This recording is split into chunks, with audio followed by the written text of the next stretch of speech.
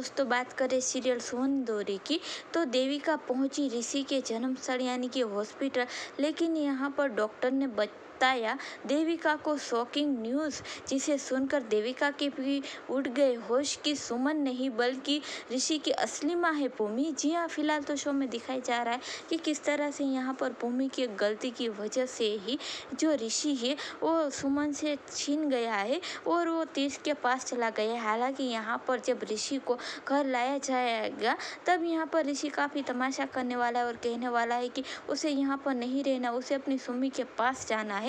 लेकिन यहाँ पर जो तीर्थ है वो प्यार लुटाने की कोशिश कर रहा है, तो वहीं ऋषि की जो दादी है वो भी उसे समझाती है और जो देविका की बेटी है वो भी ऋषि को सपोर्ट करती है। लेकिन यहाँ पर ऋषि को तो किसी भी हाल में सुमी चाहिए, तो तीर्थ भी कहीं ना कहीं परेशान है कि वो अपने बेटे को इस तरह से परेशान नहीं देख सकता। इस तरफ यहाँ पर सुमन का गुस्सा भूमि पर फूट रहा है, तो साथ ही साथ यहाँ पर सुमन की माँ और बुआ भी भूमि को काफ़ी डांट रही, क्योंकि ये पता चल चुका है कि भूमि ने जानबूझकर ऋषि को तीर्थ की कस्टडी दे दी है। तभी यहाँ पर भूमि कहती कि हाँ, मैंने ऐसा किया क्योंकि मैं चाहती हूँ कि सुमन अपनी ज़िंदगी में आगे बढ़े, करियर बनाए और अच्छा सा लड़का देखकर उसे शादी कर ले और अपने बच्चे को पाले। सुनकर यहाँ पर सुमन का गुस्सा फूट पड़ता है और कहती है कि ऋषि मेरा असली बच्चा है और वही मेरा बेटा और हमेशा रहेगा। तो यहाँ पर कहीं ना कहीं भूमि कहती है कि ऋषि तो उसका बेटा था, तो यहाँ पर सुमन को इतना ज़्यादा बुरा नहीं लगना चाहिए। लेकिन यहाँ पर जो विक्रम है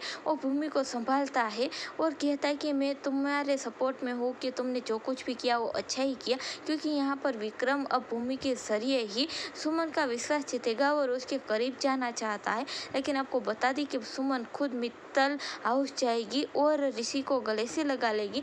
थोड़ी देर के लिए तो सुमन को लगेगा कि ऋषि उसे वापस मिल चुका है, लेकिन यहाँ पर जो तीर्थ है इतनी आसानी से अपने बेटे को अब सुमन को नहीं सौंपेगा। इस तरफ अब देविका भी हॉस्पिटल पहुंच चुकी है जहाँ पर ऋषि का जन्म हुआ था। तो डॉक्टर बताते हैं कि ऋषि की असली माँ सुमन नहीं बल्कि भूमि है और उसका पिता भी तीर्थ नहीं बल्कि अखिल है। सुनकर यहाँ पर देविका के भी होश उड़ जाते हैं। पर देखने वाली बात तो ये है कि बाद देविका का क्या होगा अगला कदम, और क्या सुमन बचा पाएगी अपने बेटे ऋषि को मित्तल परिवार से। आपको क्या कुछ लगता है, आप हमें कमेंट के जरिए जरूर बताएं।